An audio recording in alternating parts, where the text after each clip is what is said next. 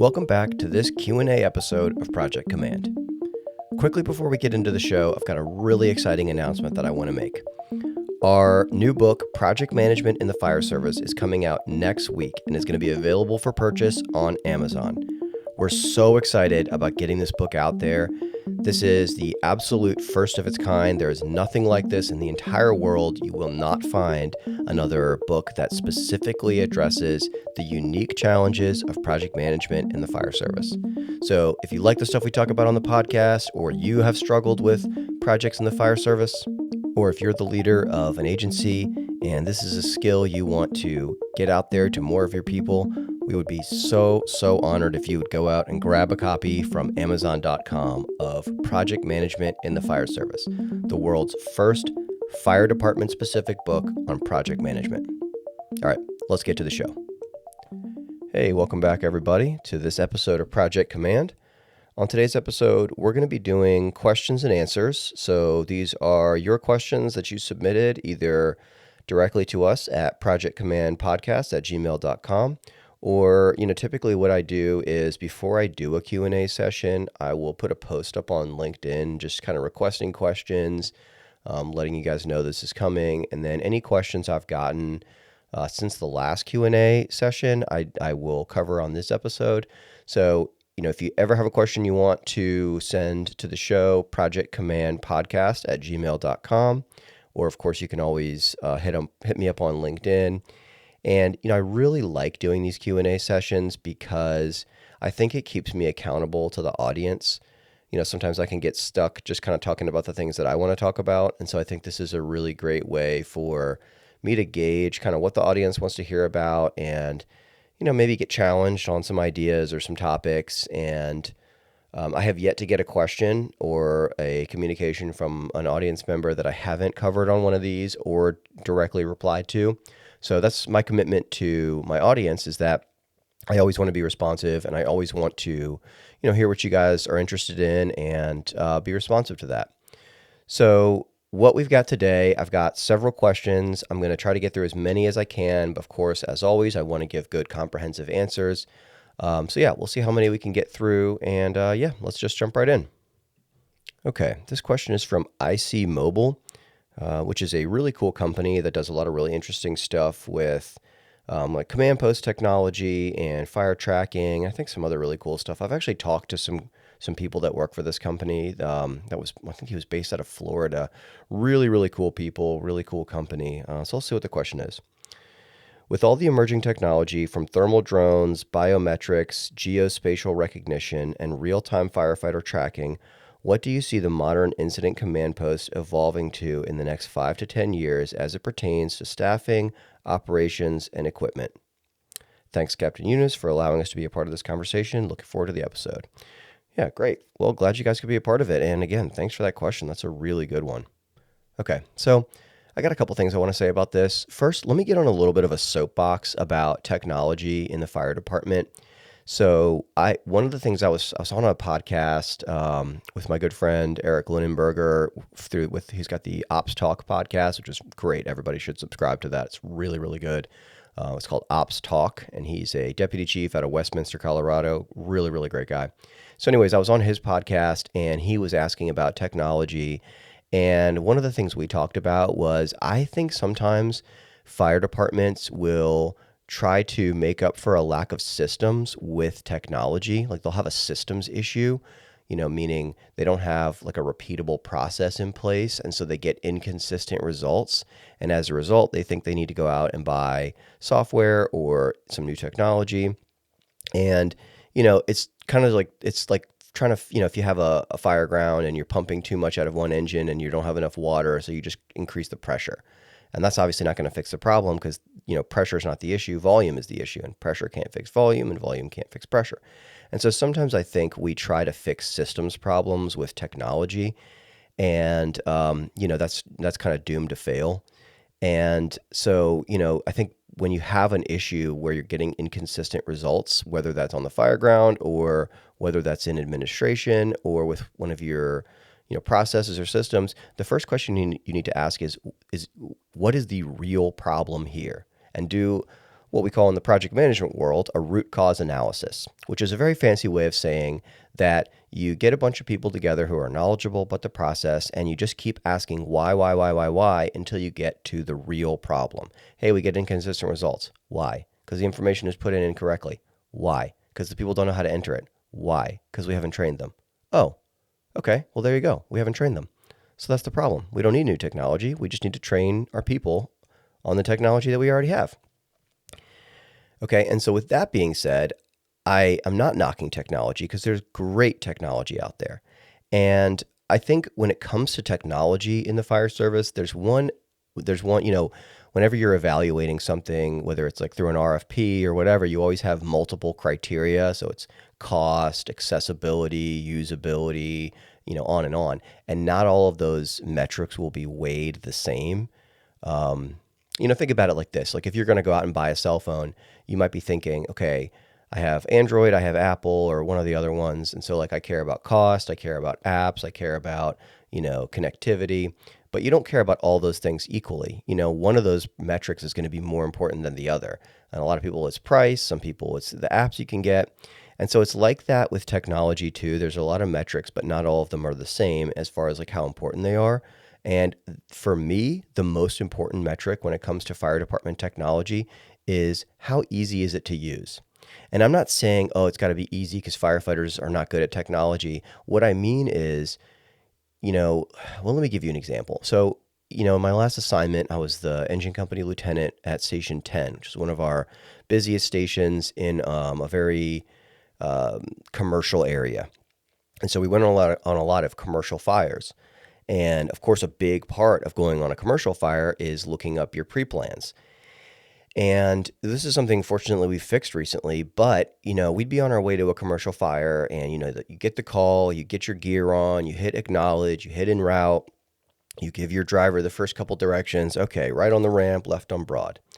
And you get going and you're going down the road, you're reading the comments, okay, we got fire here, multiple calls, whatever. And you're giving your water supply, hey, engine 310 to engine 305, we're going to take this hydrant. We want you guys to do this. Engine 310 to truck 310, we want you guys to take this position, et cetera, et cetera. And you're getting the lay of the land. You're giving your driver directions. You're trying to read the comments, come up with your game plan, making sure your gear's on correctly. And then now you have maybe 60 seconds before you get there, and you want to quickly pull up those pre-plans. So, you go to your map, you hit the little magnifying glass, a blue box pops up around the address, you click on it, and you get the spinning wheel of death. It's loading, it's loading, it's loading, it's loading. And maybe it takes 30 seconds to load, which isn't, I guess, in the grand scheme of things that big of a deal. But if you really only have, 60 seconds before you get on scene, and half of that time is spent loading the thing, and then you quickly want to look like, okay, where's the FDC, where's the FACP, what's the roof made out of, where's the standpipe, whatever. It's got to be quick. It's got to be, easy to use. Otherwise, we're not going to use it at all. So maybe that system was cheap to buy. Maybe it contains good information. But if it takes too long to load on the way to the call, I'm not going to use it. Just straight up. I just don't have time. I'll look at the paper pre-plans or something else, but I won't use it. And so with technology especially, and man, I feel like I've gone on a little bit of a winding rant here, but I'm going to come back to the question. With technology at the command post on a fire ground, it's really, really important that technology, whatever it does, whatever it's for, it's got to be easy to use and easy to understand. So think about this. Now you're at the command post. What are you watching if you're in charge of a fire? You got your crews. You want to know what floor they're on. Who's doing what. You got this guy doing primary search, this group is doing fire attack, whatever. You want to look at, so you got people on the roof, you got these guys on RIT, what's the fire doing? People are coming up asking you questions. You got a lot of information coming in, and now you're trying to figure out all these different technology things. And so the question, which is that, we have all this technology which is coming out. We have thermal drones, we have, air management systems and all that. What do you see the command post looking like? And so I guess my question, or my answer rather, is that I think the command post is going to look really similar. And I know that's kind of a hard concept to wrap your mind around. Like, what's the command post looking like in 5 years? Oh, it's going to look very similar. And caveat, it's extremely difficult to predict technology, especially that far out. But I have a feeling the command post is still going to look really similar because yes, we're going to integrate new technologies and yes, we're going to use them. But number one, the fire department can be a little slow to adopt new technology, but also we want to keep our command posts we don't want them to look like, the operational control center in a Jason Bourne movie where they got 56 screens up and all this other stuff. That's too complicated and it's too much information coming in at once for a fire chief or battalion chief or whatever to process. So the command post is still going to look pretty straightforward. You're going to have some way to track your people. A lot of firefighters prefer a dry erase board, even if there's a technology solution, because it's easy, it's comfortable, they can draw it the way they want. And then they'll have maybe one or two systems, whether that's an air track system or some sort of a fancy thermal layering with a drone or something like that. So I think it's going to look relatively similar. I think at the most we'll have one new screen or information radiator or something like that. Okay, and the very last thing I want to say about that is, and this is just sort of a broader technology point, the big limitation for technology in the fire department is the ability of a department to integrate it. And I've seen this countless times. Like you get a great piece of equipment or a great piece of technology, and this is more true with technology than it is with equipment, and you don't train on it correctly, or you don't train on it more, broadly enough. You don't write good policies around it. People don't know how to use it, so they think that it sucks. They're like, I don't want to use this. No one else knows how to use it. I don't want to watch a bunch of YouTube videos to learn, so I'm not going to use it. And so the technology, you buy it, you quote unquote implement it, but not really. And so the technology fails. So the big limiting factor with technology in the fire department is our ability to successfully deploy it as a project. And I've done, I think, an episode on this. And if I haven't, I'll go back and look. If I haven't, I will soon, because I think that's such a critical topic. But so if you're a fire service leader out there, before you buy a piece of technology, be thoughtful. What exactly are we trying to solve with this technology? And are we going to implement it correctly? Or are we just going to buy it, throw it out there and say, okay, we bought it, we threw it out there, that should be good enough? Okay, that answer went a little bit long. Totally my fault. All right, let's get to the next one here. Okay, here we go. Chris D. from Columbus, Ohio says, what separates a good fire officer from a great one in today's environment? Man, I love this question. This is actually something I really enjoy talking about. I just did a really cool interview with Jared Vermeulen, who's a friend of mine, met him through the podcast. He's the author of The Modern Fire Officer, as well as his new book, Building Legacy That Endures. And I interviewed him at FDIC, and we talked a lot about this. And, I'm going to say one of the most important things, I don't know if it's the most, but one of the most important things is understanding soft skills. And what do I mean by that? I mean, how to be approachable, how to have a conversation with somebody, how to deliver bad news, how to handle disciplinary issues in an appropriate way. And these are some of the most difficult things for an officer to learn. I think that the fire service in general does a really good job of teaching tactics and teaching strategy. Like, okay, you got a rancher with a power line down. Here's what you want to be thinking about. Or, you got smells and bells at the Anthem Blue Cross headquarters or whatever. And we do a good job of saying, like, okay, here's step one, here's step two, here's what you need to think about, here's what the truck needs to be doing, here's what the rescue needs to be doing. But when it comes to things like, hey, you have a guy who works for you and he's 10 years older and he's going through marriage problems and he's, not really doing a great job at work. He's, showing up, his shirt's untucked, his boots are unzipped, he's abusing sick leave. What's the best way to handle that? Those are the issues that I find that are a lot more challenging for officers, especially newer officers. And so I think one of the things that separates good officers from great officers is an understanding of soft skills. That's why I love Jared's book, The Modern Fire Officer. He talks all about soft skills in that book. And it's so important because if you think about it, as a fire officer, how many fires are you going to go on a year?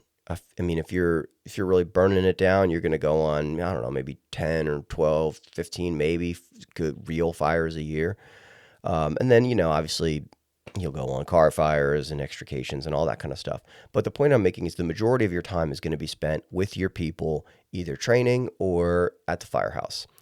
And building trust and being approachable And setting up an environment where people feel comfortable bringing their concerns to you, or they feel comfortable speaking up when something is not right, is such a critical part of being a great fire officer. And I'm thinking back on, some of the great leaders that I've had in my career, and they really had a good handle on not just the tactical, which I think is a must, but also on the interpersonal and the social side of being a leader. And that's a big part of it. And I think we ignore that at our own peril.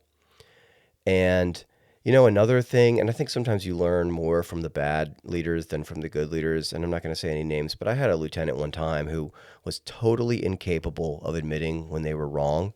And, they were really solid tactically and a great or a really good fireground tactician in a lot of ways. But when they made mistakes, either at the station, in training, wherever, they were, it was blame everybody but them, blame you, blame the battalion chief, blame whomever, and was where they were totally unable to take accountability for anything. And I think that's a trap we can all fall into, where we think if we admit we made a mistake, people will think we're dumb or not good at our job. And it's exactly the opposite. Being able to say, hey, that didn't go well. That's my fault. I'm going to learn from that. Here's what I'll do better, or whatever, is a mark of confidence. And it also sets an example for people on your shift to say, hey, when we make a mistake, we own it. And that's how we get better. And, obviously the classic book on this is Jocko Willink's Extreme Ownership, which is, I think, a must read for every new officer. So, I think those are some of the things, understanding soft skills, being able to accept ownership for things when you make a mistake, and being approachable are critical parts. And of course, obviously being solid tactically is a must. You have to have operational credibility. That doesn't mean that you need to be the best firefighter on your shift. It's okay to have people that are really solid, and you don't have to try to one up them. You don't have to prove you're better than them. That's not what people are looking for in a leader. They don't need to see that, oh, he's the best at every single thing. They need to feel supported. You need to give them the tools for success. They need to want to work with you, and you need to have enough courage, frankly, and confidence to be able to admit when you're wrong. So, yeah, great question. Okay, here's actually a really interesting one, and it's what's a trend in the. This is Derek from Charlotte, North Carolina. What's a trend in the fire service right now that you think is overhyped and one that is not getting enough attention? Yeah, I love this question. So, man, here's my trick answer. I think that AI is both. I think AI is getting too much hype and not enough at the same time. And I know that's conflicting. Let me explain. So operational AI is getting way too much hype, in my opinion. And what I mean by that is people saying like, oh, soon AI is going to be, reading your comments for you on the way to the fire and, telling you, hey, you need to think about this, or you need to map it this way, or you need to take this hydrant, or AI is going to size up a scene for you, or AI is going to give you calculations on, who should be doing what task. And I think that is all very far away. I'm not saying that that's not going to ever happen, but my best guess based off of what I've seen, I like to consider myself a native user of AI. I talk about it a lot. I went back to school for it. My assessment of this is the operational stuff is being very, very much overhyped. And even if that stuff could be done, I wouldn't trust it right now. The error rate is too high. One of the things that any AI expert will tell you is you should not replace your own judgment with AI's judgment. AI is a tool, not someone who can be thinking for you or coming up with tactics or strategy for you. And there are still some big unanswered questions about its ability to consistently give you reliable information, meaning that, the thing to remember about AI is AI very rarely says, I don't know. I have no idea. Sorry. Try asking a different question. It will always give you an answer. And that can be dangerous on the fire ground, because one of the things that every good fire officer knows is that if you don't know how to do something, I want to know. If I say, hey, I need you to go vent the roof, and you say, hey, I don't feel comfortable using the saw, well, we're definitely going to train on it later, but I'm also going to pick somebody else to go to the roof. I don't want you to just pretend like you're, super legit with it and then go up there and get yourself killed. I want to know that ahead of time so I can send somebody else. But AI is not good at that. AI is not good at recognizing its own limitations. And so for that reason, I think a lot of these vendors, and I saw a bunch of them at FDIC, that are talking about ways to incorporate AI into operational response. I'm very leery of that. I think that that is, we are not nearly there with the technology. And at the same time, I think administratively, AI is very much underhyped.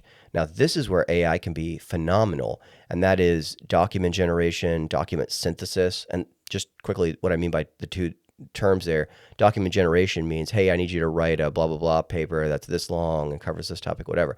Document synthesis is, hey, take this SOG from 5 years ago and take this new list of improvements that need to get made to it and synthesize them into one document in the same format as the old SOG, but incorporating the new requirements or whatever. That's document synthesis, combining two documents, versus document generation, where you're making a brand new one. I think in that regard, it's very much underhyped. I don't think it's getting used enough. I think that there are a lot of good reasons for that. One of the big ones is that cities and counties have not done a great job of articulating the rules for AI. And a lot of times firefighters, because the rules aren't very clear and county or city leadership hasn't done a good job of explaining the guardrails, they maybe feel a little bit uneasy about using it, or they think that they might be breaking a rule or something. And so, obviously it's extremely important that those guardrails be fleshed out. And then I think there's just a lack of familiarity. I think it seems like the technology is so advanced that it seems like it would be really hard to use. And so people who haven't been using it, they think, well, I'm already too far behind. I'm old school. I'm not going to mess around with that. And the truth is, if they downloaded an app, ChatGPT, Grok, Claude, Gemini, whatever, and messed around with it for 45 minutes, they would realize that this is an extremely easy technology to learn how to use, certainly at a beginner level, and that they're not actually that far behind. And I think that using it in that setting is I think we're not nearly leveraging it as much as we should in that regard. So, the short answer there is that AI is both under and overhyped. I'm not at all convinced that it's ready for prime time with operational response, but I am thoroughly convinced that it is ready for prime time administratively. For our folks we call it on the third floor, to start using. And so I would say that's something that's both under and overhyped. Oh, and one more thing, and actually it fits that same mold, both under and overhyped, is drone technology. I think that there are a lot of really good use cases for drones. One of them that I really like, that I think could be done very soon, is attaching an AED to a drone, and then it responds to a reported cardiac arrest to get an AED on scene. I think stuff like that, the technology is there. I mean, it's delivering packages and stuff. So I think that's legit. I think that is, I think that's a great use case. Scouting large incidents like wildfires, or, using thermal imaging for, you have a missing kid, or missing, senior citizen or something like that with dementia, and it can go up in the air and scan large areas for thermal signatures. I think that is awesome. I think that sometimes we get a little bit ahead of our skis on it, and we want to try to do more than maybe we're trying really hard to use it, and I think maybe we're looking to use it in areas where it just doesn't make sense. The juice isn't worth the squeeze. You don't need a drone to scout a single story rancher that, has a room and contents fire. You can just walk around the building, and, the amount of time it's going to take you to get the drone in the air and, do all the stuff and then come up with information and then synthesize that information and give it to the decision maker. You're much better suited to just walk around the building. So I think that is both under and overhyped. Yeah. So anyways, great question. Answer was a little weird because I did kind of a different format with it, but yeah, really appreciate that question. Okay, let's see. Jordan from Austin, Texas. Oh man, Austin, Texas, what a cool city. I met a couple guys from Austin Fire Department at a conference I was at recently. I'm so impressed. I'm so impressed with that department. I was so impressed with those guys. Just love that area. Super cool. All right. Jordan says, what do you do to reset when you feel overwhelmed or stretched too thin? Ooh, great question. And I meant to say, this is an AMA style Q&A. It's Ask Me Anything. So I'm happy to answer just like really whatever you guys are interested to know about. And so I appreciate the more personal question here. So I have a bunch of hobbies, and one of the big things that I got into about 10 years ago was high altitude mountaineering. And for me, I do it probably, I go on a climb maybe once or twice a year, depending on my schedule and my family and all that kind of stuff. And I love it. And I just, for me, it's like a great reset. And I think one of the reasons I like it so much is because when I am out there climbing, I'm not thinking about anything else at all. I'm singularly focused on, the next section, or making sure my gear is right, or it's freezing cold or whatever. And so even though it's stressful in its own way, and obviously, it's a little bit extreme, but for me, it's like an incredible sense of clarity and singular focus that I really appreciate. And I don't think that I have yet to find a way to get that in a less extreme way. I'm sure my wife wishes I would, but and man, it's been like one of the coolest things. Been one of the coolest parts of my life. I've gotten to climb some unbelievably cool mountains: Mount Rainier, Pico de Orizaba in Mexico, the Cuesta Lab Glacier. What was another one? The Grinnell Glacier in British Columbia. Some climbing in Barcelona, and what else? Mount Hood. So yeah, Mount Whitney, a bunch of really cool mountains, and so that for me is a huge stress reliever. I come back from those trips and I'm in a completely different mindset. But a little bit more down to earth, I would say, is I love working out. I love going for runs. I love going to the gym. I don't always feel like doing it, but 100% of the time after I go, I always am glad I did, and I always feel a lot more clear headed. Another big one is my family. I've got two young daughters. They are almost 5 and almost 8, and they're great kids. I know everybody says that about their kids, but my daughters are really great girls. They're really sweet, and I love going to the park with them. My youngest daughter just loves being pushed on the swings, and so I love hanging out with them. And my wife is amazing. I have a great wife. She is an extremely good listener. And when I got stuff going on, she's very wise, much smarter than me, much more wise than I am. So I'll talk to her if I've got some stuff going on. And I'm just really grateful. I've got an amazing family. I go to church on Sunday. That's a big thing for me. A lot of times, I think everybody deals with this. You have those insecurities or self-esteem issues or whatever, and then you go and you're reminded that, we're all imperfect and we're all sinners. And, and I don't mean to push this on anybody. I know everybody's on their own journey, but for me at least, just having that, grounding in faith that my sins are forgiven. I just need to believe and follow the program. So yeah, I'm certainly no theologian, but like that's a real sense of purpose and comfort for me, and when I'm going through some stuff. So yeah, all of those things. And then, one thing I've noticed about myself, if I can be completely candid, is I'm not great at figuring out when I'm burned out or when I'm stressed or whatever. It's usually my wife that tells me, because I'm being a jerk or whatever. So that's something I am working on, actually, is just having a little bit more self-awareness that, hey, I think I've bitten off more than I can chew. And I need to either cut back on some stuff that I'm doing, or find a new way to, have an outlet for my stress. So that's definitely something I'm working on, is just being a little bit more self-aware. But I think those are kind of the big ones. And one more thing I'll say on that is I read a great book. What was it called? Limitless is the name of the book. And it's basically all about how to maximize your brain power. And they talked about your peak brain time, which is like basically everybody's got a time of the day when their brain is when it's like when they think their brain is working the best, or when their brain is at its highest peak performance. And so for me, that time is very first thing in the morning. So like 6 to 8, I really like just sitting down very quietly. It's typically the only quiet time I get.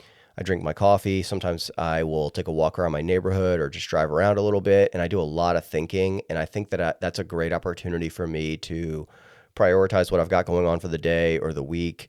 I usually, if I have a big issue that I'm trying to figure out, like a problem I'm trying to solve, I'll even think to myself, save that for tomorrow morning. And I'll take the night, I'll think it over. And then in the morning, while I'm drinking coffee, I'll kind of go through it. And I find that I will solve nearly all of my big problems. I'll solve them first thing in the morning. So I think just like maybe setting aside some time for yourself and that time where it's your peak brain time. Mine is the morning. For my wife, it's late at night. She's a night owl, and I'm not. I'm a kind of a morning person. So whatever time works for you, obviously it's going to be different for everybody. But getting your peak brain time, setting that aside and prioritizing it. Don't waste that peak brain time playing video games or watching TV. There's times for that, but utilize that peak brain time to solve your problems. Okay, here's one I really like. Noah says, "How do you build momentum on something new where there's no initial buy-in?" Yeah, this is big. This is a big one for the fire department because there's always something new, whether it's a new piece of equipment or a new technology or a new policy. That's a constant in the fire department is change. And we talked about this on the last Q&A, actually, change management. The first, so the question is interesting because it says, how do you build momentum on something when there's no initial buy-in? And I would even say that if there's no initial buy-in, that is already a failure of leadership, because when you're doing something, people don't have to love it, but they have to understand it. And so when you're rolling out a new piece of equipment, a great example is when you move from one 12 lead monitor to another. Like, let's say you were using LifePack and now you want to go to Zoll. People are going to resist that because one of the ideas that I came up with a while ago is the proficiency tax, which is that when, to make super quick explanation, if you rank yourself 0 to 100, how good of a firefighter you are, let's say you're an 80. If you're working with people in a station you're familiar with equipment that'll give you 10 extra points. And if you're working in a station you don't know, with a totally new crew, with equipment you're not familiar with, that'll subtract 10 points. So when you're replacing a piece of equipment that is so important to how firefighters do business, they maybe not like that, but they intrinsically understand that there's going to be a period of time where they're going to be less proficient while they learn the new equipment. And so that's one of the main reasons firefighters, in my opinion, will resist new equipment and new technology, because they understand on some level that there's a proficiency tax. And so if you're asking your people to pay that proficiency tax, you really need to explain why. And again, they don't have to love it. They don't have to like it. They don't even have to approve of it, but they do need to understand it. And so, several years back, we had to switch from LifePack to Zoll because there was, and I can't remember exactly, but like LifePack lost its FDA approval or something. And forgive me if that's not right. That's just how I remember it. Could be totally wrong. But it was something like that, something where the choice was taken out of our hands. And I remember I was pretty annoyed because I was very comfortable with LifePack. I'd been a paramedic for several years and I used it on tons of calls. I could pace, I could cardiovert, whatever. And I was like, great, now I got, it's going to be on these stressful calls. I'm going to have to figure out how to use this new monitor and on and on. But it was easier to accept because I was like, well, this isn't just change for the sake of change. We have no choice. Like, we obviously can't use a product that's not, FDA approved or whatever it was. So we have no choice but to switch. And so yeah, I think, to start with, if you're going to change something big, you really need to explain why you're asking people to do this and help them understand. And on the other side of that, if you're an end user, I think that it's not only acceptable, but incumbent on you to ask questions until you understand. And if you have leadership that's worth their salt, they are not afraid to answer those questions. Hey, Chief, why are we moving to this new monitor? And ask questions until you understand. All right, but let's get to the question though. So let's say you are trying to do something and you don't have that initial buy-in. I think most people probably know the answer I'm going to say, and that's communication. You have got to get into the station and talk to your people, explain, listen, hear them out. Firefighters are typically, they want to be heard. They are used to solving problems. They're used to being the person that figures it out, and they want to be heard. They want to have their opinions taken seriously. So you have to get in the field, go to the fire stations, not just through an email, not just through a Target Solutions, but either you or your representative needs to get out there amongst the people and make your case.